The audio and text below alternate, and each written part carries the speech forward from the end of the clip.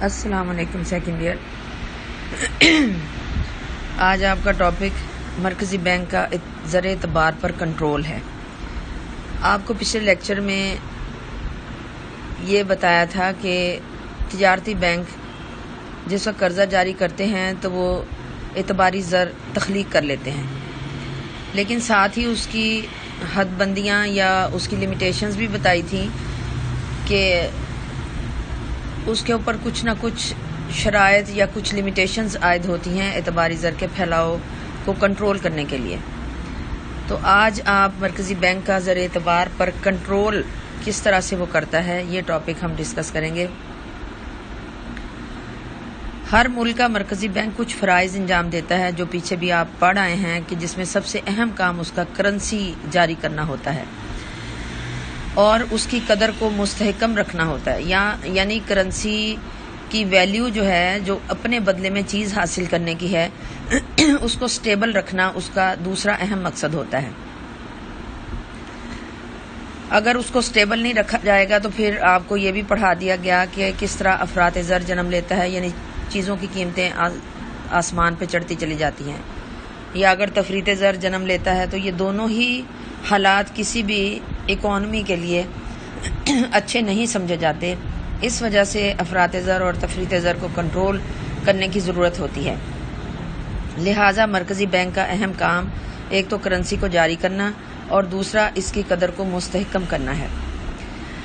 اب ان مخصوص مقاصد کو سامنے رکھتے ہوئے مرکزی بینک کرنسی کی مقدار کو کنٹرول کرنے کے لیے جو طریقے اختیار کرتا ہے اسے ہم مرکزی بینک کی زرعی پالیسی کہتے ہیں۔ زرعی پالیسی کہہ لیجئے، مانیٹری پالیسی کہہ لیجئے۔ اس پالیسی کے تحت وہ افراط زر یعنی زر کی کثرت اور تفریط زر یعنی زر کی کمی کو کنٹرول کرتا ہے۔ بازار زر کا ناظم ہونے کی حیثیت سے بازار زر یعنی تمام بینکوں اور تمام مالیاتی اداروں کا یہ سربراہ ہوتا ہے، اس لیے اس کو ناظم کہا جاتا ہے۔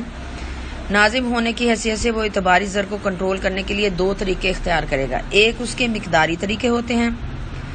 مقداری طریقوں میں ایسے میتھڈز یوز کیے جاتے ہیں جس سے زر کی مقدار کو براہ راست کنٹرول کیا جاتا ہے۔ اس قسم کے طریقے اختیار کرنے سے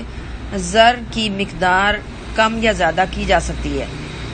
اور یہ طریقے افراط زر اور تفریط زر دونوں صورتوں کو کنٹرول کرنے کے لیے اختیار کیے جاتے ہیں۔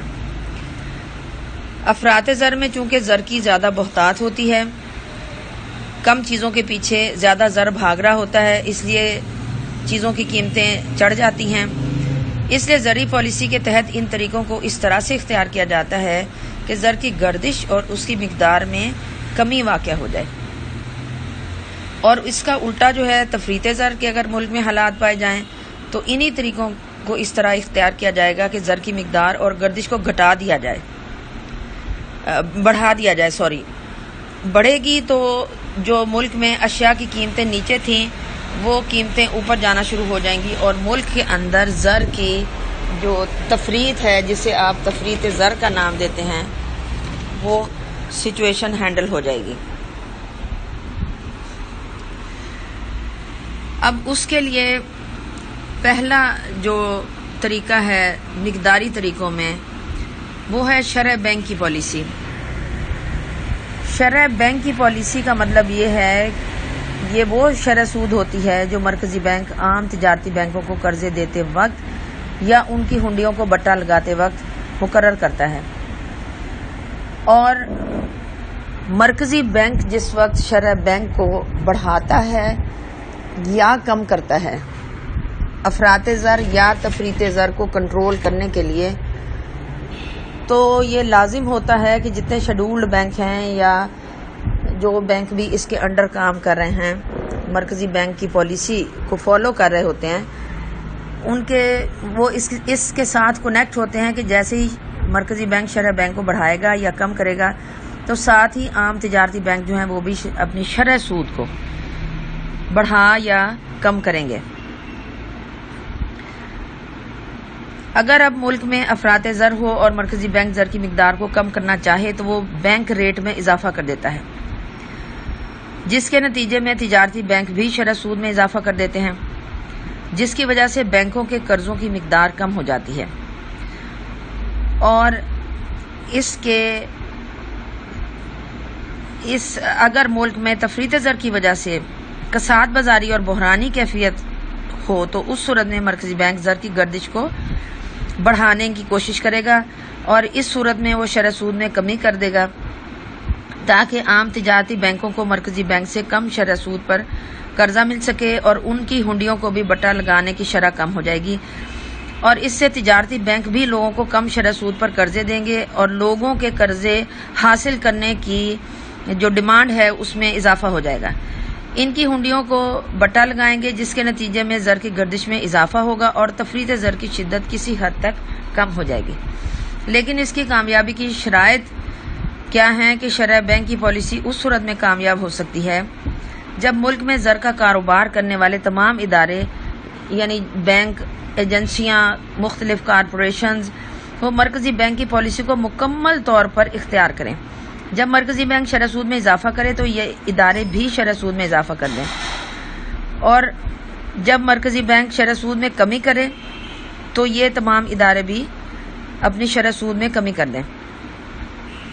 ملک کے جو مالیاتی نظام ہے اس میں اتنی لچک ہونی چاہیے تاکہ اعتباری زر کی مقدار میں کمی بیشی سے لگان، اجرتیں اور اشیاء وغیرہ بھی کم یا زیادہ ہو جائیں، اور اس کے لیے ضروری ہے کہ ملک کا بازار زر مستحکم اور منظم ہونا چاہیے۔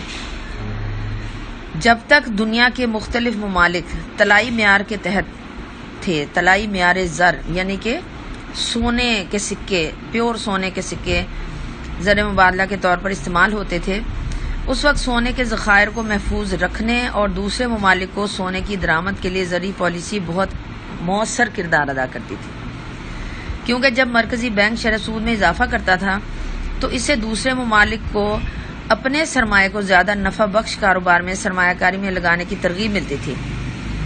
یعنی فار ایگزامپل ہمارا مرکزی بینک اگر شرح سود بڑھائے گا، شرح بینک بڑھائے گا، جس کی وجہ سے عام تجارتی بینک بھی شرح سود بڑھائیں گے، تو اس کا فائدہ ہمارے ملک کو کیا ہوتا تھا کہ دوسرے ممالک کو اٹریکشن ملتی تھی ہمارے ملک کے اندر سرمایہ کاری کرنے کے لیے، کیونکہ اس سرمایہ کاری کرنے کے عوض ان کو زیادہ سود کی شرح ملتی تھی، چنانچہ وہ اس ملک میں زیادہ سرمایہ کاری کرتے جہاں پر شرح سود بلند ہو جاتی، اور اس طرح سونے کے ذخائر اس ملک کی طرف منتقل ہونا شروع ہو جاتے تھے۔ تو جب سونے کے ذخائر اس ملک کی طرف منتقل ہوں گے جس نے شرح سود بڑھائی ہے تو انڈرسٹوڈ بات ہے، اس کا فائدہ ہے۔ اس کے برعکس جب شرح سود میں کمی ہو جاتی تو سونے کے ذخائر دوسرے ممالک کی طرف منتقل ہونا شروع ہو جاتے۔ اب چونکہ تقریباً دنیا کے سب ممالک طلائی معیار زر کے اوپر نہیں ہیں، وہ سلسلہ ختم ہو چکا ہے، اس لیے بینک ریٹ پالیسی زیادہ مؤثر ثابت نہیں ہوتی۔ شرح بینک کی پالیسی کی کامیابی کے لیے یہ بھی ضروری ہے کہ شرح بینک میں تبدیلی سے حقیقت میں قرضے کی مقدار میں ضرورت کے مطابق کمی بیشی ہو جائے، یعنی جتنی ضرورت چاہ رہا ہے مرکزی بینک کم کرنا یا زیادہ کرنا، تو جب وہ شرح بینک کی پالیسی اختیار کرے تو اس حساب سے اس میں کمی یا بیشی ہونی چاہیے۔ اگر کاروباری لوگوں کے منافع کی شرح زیادہ ہوگی تو شرح سود میں اضافہ بھی سرمایہ کاری میں کمی کا سبب نہیں بنے گا، اس لیے کہ لوگوں کو منافع زیادہ مل رہا ہے، وہ اس بات کی پرواہ نہیں کریں گے کہ شرح سود بڑھ چکی ہے، وہ پھر بھی زیادہ قرضہ لیں گے، تو اس لیے پھر زرعی پالیسی کارآمد ثابت نہیں ہوتی زر کی مقدار کو گھٹانے کے لیے۔ اسی طرح سے اس کے الٹا اگر آپ کر لیں کہ اگر ملک میں منافع کی شرح کم ہو رہی ہو، جیسے کہ آج کل آپ کو نظر آ رہا ہے ہمارا تمام کاروبار تقریباً کلوز ہو چکے ہیں، تو شرح سود کی شرح میں کمی بھی قرضے کی مقدار میں اضافہ نہیں کر سکے گی، کیونکہ لوگ مایوس ہو جاتے ہیں، وہ سرمایہ کاری کرنے سے گریز کرتے ہیں، چاہے شرح سود کم پر قرضہ ان کو مل رہا ہو، وہ تب بھی اپنے سرمایہ کو بینک سے قرض لے کر اور بقایا اپنا شامل کر کے وہ کبھی سرمایہ کاری کرنے کے لیے تیار نہیں ہوتے۔ یہ تو تھا پہلا ٹول مانیٹری پالیسی کا، جسے ہم نے شرح بینک کی پالیسی کا نام دیا۔ دوسرا ہے اوپن مارکیٹ آپریشن، کھلے بازار کا عمل۔ مرکزی بینک کی زرعی پالیسی کا دوسرا اہم حربہ کھلے بازار کا عمل ہے۔ اس کے ذریعے مرکزی بینک ضرورت کے مطابق یا تو بازار زر میں کفالتوں اور تمسکات وغیرہ کی خرید و فروخت کرتا ہے یا خریدے گا یا بیچے گا۔ اگر ملک میں افراط زر ہوگا اور مرکزی بینک زر کی گردش کو کم کرنا چاہے گا تو ایسی صورت میں مرکزی بینک کے پاس جو بھی کفالتیں، بانڈ، تمسکات گورنمنٹ کے ہوتے ہیں وہ انہیں زر کی منڈی میں یعنی اسٹاک مارکیٹ میں لا کر فروخت کر دیتا ہے، اور اس طرح سے زر کی گردش کو کسی حد تک کم کر دیتا ہے، کیونکہ لوگ بینکس کی کفالتیں، بانڈ اور اس طرح سی چیزیں بینکوں سے خریدتے ہیں، اور بینک ان کا جس پیسے سے وہ خریدتے ہیں وہ کیش سمجھ لیں کہ اسٹیٹ بینک کی طرف منتقل ہو جاتا ہے۔ اس کے برعکس اگر ملک میں تفریط زر ہوگا تو مرکزی بینک زر کی منڈی سے خود کفالتوں، بانڈ اور تمسکات وغیرہ کو خرید لیتا ہے، لہذا زر لوگوں کے پاس پہنچ جاتا ہے۔ اس طرح سے بینک زر کی گردش میں ڈال دیتا ہے اور کھلے عمل کے تحت مرکزی بینک ضرورت کے مطابق زر کی مقدار میں کمی بیشی کرتا ہے۔ اس کی کامیابی کی شرائط یہ ہیں کہ یہ ضروری ہے کہ جب مرکزی بینک سرکاری کفالتوں کو خریدے تو تجارتی بینکوں کے نقد محفوظات میں کمی ہونی چاہیے، یعنی جس وقت مرکزی بینک سرکاری کفالتوں کو تجارتی بینک کے نقد محفوظات میں اضافہ ہو تو بینک زیادہ قرضے مہیا کریں، اور جب ان کے نقد محفوظات میں کمی آ جائے تو قرضے کی مقدار بھی کم ہو جائے۔ لیکن اس شرط کا پورا ہونا ضروری نہیں، کیونکہ قرضے کی طلب کا انحصار صنعتی، تجارتی، کاروباری حالات پر ہے۔ جیسے ابھی میں نے آپ کو اوپر بتایا کہ اگر کاروباری حالات بہت نفع بخش نظر آ رہے ہوں گے تو لوگ اس بات کی پرواہ نہیں کریں گے کہ سود زیادہ شرح سود بڑھ چکی ہے، وہ پھر بھی زیادہ مقدار میں قرضہ لیں گے۔ لیکن اگر حالات مندے کی طرف جا رہے ہوں گے اور بحرانی کیفیت ہوگی تو پھر شرح سود کے کم ہونے کے باوجود لوگوں کے قرضے حاصل کرنے میں کمی واقع ہو جاتی ہے، وہ قرضہ زیادہ لینے کے لیے تیار نہیں ہوتے باوجود اس کے کہ شرح سود کم ہو چکی ہوتی ہے۔ مرکزی بینک کے پاس اگر عام تجارتی بینکوں کے نقد محفوظات میں کمی بیشی ہو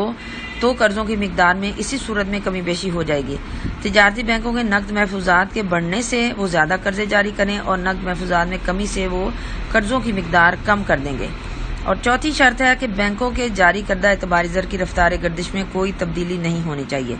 کیونکہ اعتباری زر کی رفتار گردش میں اضافہ اعتباری زر کی مقدار میں کمی کی پالیسی کے اثرات کو زائل کر دے گا۔ اس طرح سے زر اعتبار کی گردش میں کمی اعتباری زر کی مقدار میں اضافے کی پالیسی کو ناکام بنا دے گی۔ پھر ہے ملک میں قلیل المیعاد، طویل المیعاد سرکاری سیکیورٹیوں کی خرید و فروخت کی ایک وسیع اور مستند منڈی موجود ہو۔ اگر یہ ساری شرائط پوری ہوں گی تو کفالتوں کی کھلے بازار میں خرید و فروخت کے عمل پر یہ اثر انداز ہوتی ہے۔ تاہم یہ بات قابل ذکر ہے کہ جب مرکزی بینک کفالتوں کی خرید و فروخت کرتا ہے تو عام تجارتی بینکوں کے قرضے جاری کرنے کی استطاعت کم یا زیادہ ہو جاتی ہے۔ تاہم اس مقصد کو حاصل کرنے کے لیے سب سے ضروری بات یہ ہے کہ ملک کا بازار زر نہایت منظم ہونا چاہیے تاکہ کفالتوں کی خرید و فروخت صحیح طریقے سے ہو سکے۔